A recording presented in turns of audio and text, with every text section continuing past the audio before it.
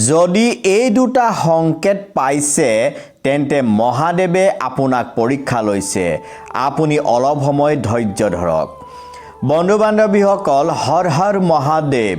আপোনালোকে যদি এই দুটা সংকেত পাইছে তেন্তে বুজি ল'ব হয়তো মহাদেৱে আপোনালোকক পৰীক্ষা লৈছে।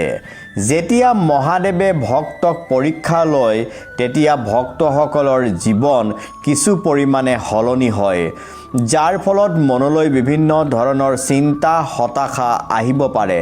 কিন্তু ধৈৰ্য ধৰি মহাদেৱক স্মৰণ কৰি থাকিলে সকলো ধৰণৰ সমস্যা সমাধান হৈ যায় আৰু দেৱৰো দেৱ মহাদেৱৰ কৃপা শীঘ্ৰে ভক্তৰ জীৱনলৈ আহে আৰু ভক্তৰ জীৱন অদ্ভুত ধৰণে পৰিৱৰ্তন হৈ জীৱন সুখ সমৃদ্ধিৰে ভৰি পৰে। তেন্তে আহক জানো কি সেই দুটা সংকেত, যাক জানিলে বুজিব পাৰিম যে মহাদেৱে হয়তো আমাক পৰীক্ষা লৈছে।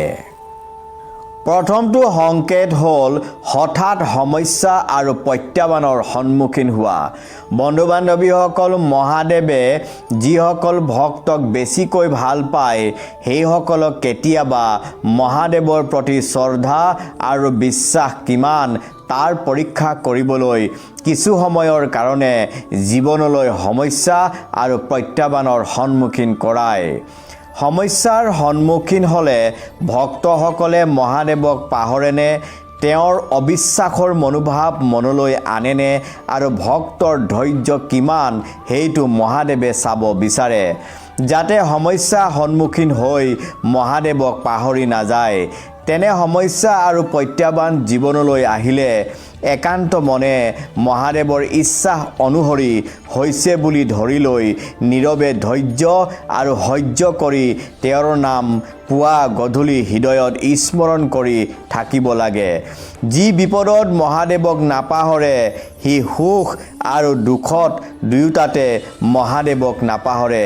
সেইসকল ভক্তই মহাদেৱৰ পৰীক্ষাত সফল হৈ সৰ্বোচ্চ লাভ কৰিবলৈ সক্ষম হয়।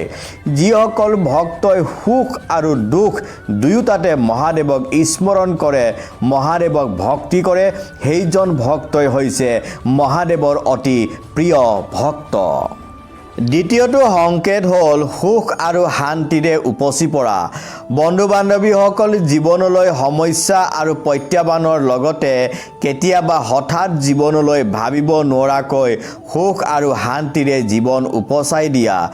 যেতিয়া মানুহে সুখ আৰু শান্তিত থাকে তেতিয়া মানুহে ভগৱানক পাহৰি যায়। সুখ আৰু শান্তিত জীৱন উপভোগ কৰি থাকোঁতে ভগৱানলৈ পিঠি দিয়া বহুতো ভক্ত আছে। সেইকাৰণে মহাদেৱে সমস্যা আৰু দুখ যিদৰে মানুহক দি পৰীক্ষা কৰে ঠিক তেনেকৈ সুখ আৰু শান্তি প্ৰদান কৰিও ভক্তক পৰীক্ষা কৰে। যি ভক্তই সমস্যা আৰু দুখত মহাদেৱক নেৰে সেই ভক্তই সুখ আৰু শান্তি জীৱনত পালেও মহাদেৱক পাহৰি নাযায়।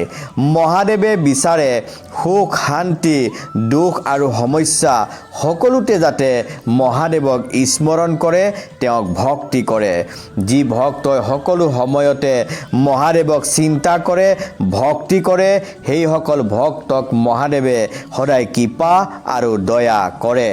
সেইসকল ভক্তক সাংসাৰিক সকলো ধৰণৰ সুখ শান্তি প্ৰদান কৰি শেষত ভক্তৰ আত্মাক কৈলাশত মহাদেৱৰ লগত স্থান দিয়ে।